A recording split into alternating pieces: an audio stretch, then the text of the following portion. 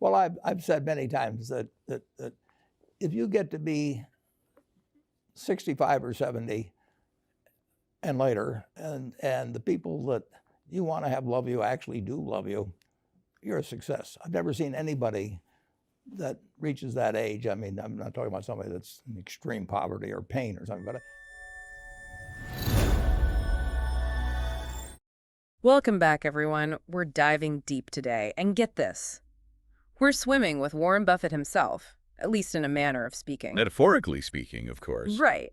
But it'll feel pretty real. We've got his recent Yahoo Finance interview, and man, he gets so candid. It's about success, his views on investing, on life. You'd think it'd be a business school lecture, but honestly, it's more like he's just chatting with you. That's the best part.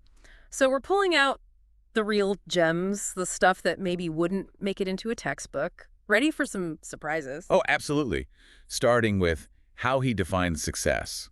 Not what you'd expect from the Oracle of Omaha. For sure. You'd think money, right, all the billions. But Yeah. no, he says it's about being loved by the people you want to love you. Made me stop and think. Deep, right? Like, imagine all the riches, but nobody you truly cared about. Is that success? Not for me, that's for sure. It makes you reevaluate your own definition. Buffett's not just about the numbers, he's about the heart of it all. And you know what? This links back to how he invests too. We'll get there, but it's all about long-term thinking, not just a quick buck. Patience, man, like growing a tree, not just picking the low-hanging fruit. But before we get all financial, he's big on something else, investing in yourself. Ah, yes. Specifically, he hammers on communication skills. Says it can boost your value, what, like 50% more? Just by getting good at it. Imagine that raise, right? But it's more than just talking smooth. He means being clear, getting your ideas across so well, anyone gets it. Writing, too, not just talking. Like, if your thinking's muddled, how could you make smart choices, right? It's all connected. Dude's got a quote for everything. Remember that one about communication? It's like winking at a girl in the dark. Haha, classic Buffet. Yeah. But it makes the point, right? Got to get the message through. He loves those analogies. The one about your mind and body being like, the only car you'll ever get. Take care of it. Makes sense. You wouldn't neglect your ride. So why do we neglect our health, our mental state? Those are the tools we use for everything. Though, funnily enough, he admits he's not perfect on that. Coke and McDonald's, that's his jam. A little hypocritical, maybe, but hey, makes him human. And, it's kind of sweet, this titan of finance, loving simple stuff. Shows you happiness isn't about fancy things, right? Maybe it's those consistent joys, the stuff that's always worked for you. Makes you focus on what matters. For sure. Speaking of what matters, Buffett's huge on who you surround yourself with. Says it has a massive impact. Your circle, man. He even says marry someone who's a little better than you, someone pushing you upwards. Bit controversial, but I get it. It's like, be mindful of who's influencing you. Are they making you better? Friends, mentors, even your spouse. they shape us, no doubt. But now, let's get to Buffett's bread and butter. Literally, in some ways. His investing. So simple yet. Profound, yeah. He's got this line, buy a piece of America and hold on to it. Not just stocks, he means believe in the country, the long game. It's like that tree again, right? Not expecting fruit overnight. He even compares it to owning a farm. You nurture it, it grows over time. Such a visual makes you see the stock market differently. Not some casino, but a way to own part of something real, something you believe in. And this is where his circle of competence comes in. Only invest in what you truly understand, not just the money stuff. But the whole business, how it works, who's running it, it's about staying within your lane, not getting fancy with stuff you don't get. Discipline, man. And wouldn't you think this super disciplined investor, he'd be all serious, right? But there's this quirky side. Totally.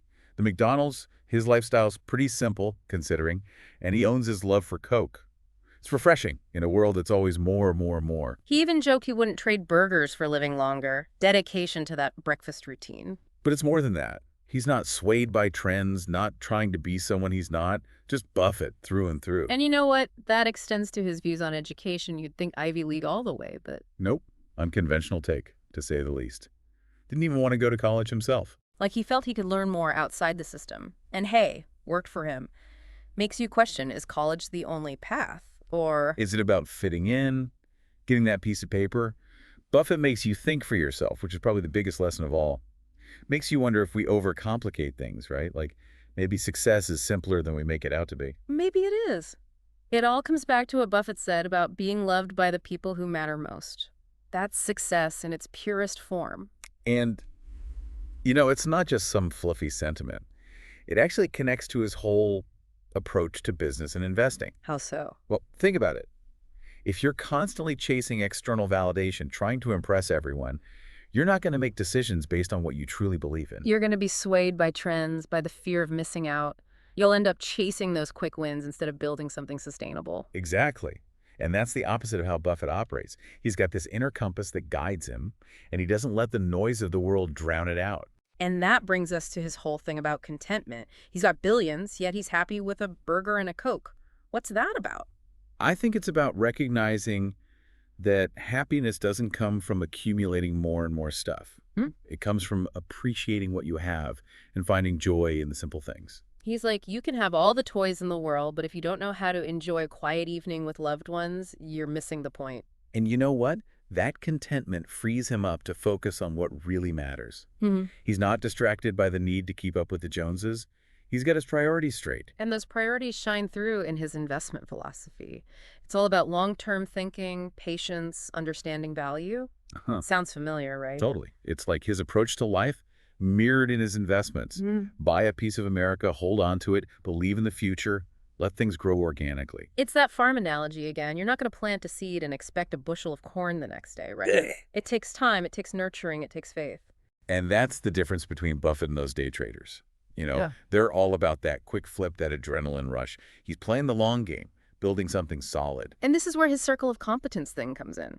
Knowing what you know, sticking to your strengths. It's like not trying to be a master of everything, but a master of what you do best. It takes humility, admitting that you don't know everything. But it's also smart. Why spread yourself thin when you can focus your energy on what you truly excel at? That's counterintuitive though, right? You'd think someone like Buffett would be diving into every opportunity, trying to conquer every market. But that's not his style. He's got this discipline, this awareness of his own limitations. It's almost like he's saying, I'm good at this and I'm going to stick to it. And look where it's gotten him. It's a lesson for all of us, honestly. Knowing your strengths, playing to them, and not getting distracted by every shiny object that comes along. Focus is key. Absolutely. And you know what else is key? Not getting swept up in the hype. Remember what he says, be fearful when others are greedy and greedy when others are fearful. That's a tough one, though. It goes against our natural instincts, right? When everyone's buying, you want to buy. When everyone's panicking, you want to panic. But Buffett's got that independent thinking, He doesn't get caught in the herd mentality. He assesses the situation, makes his own judgments, and acts accordingly. That takes guts. Going against the grain, trusting your own analysis, and having the conviction to stick to your plan.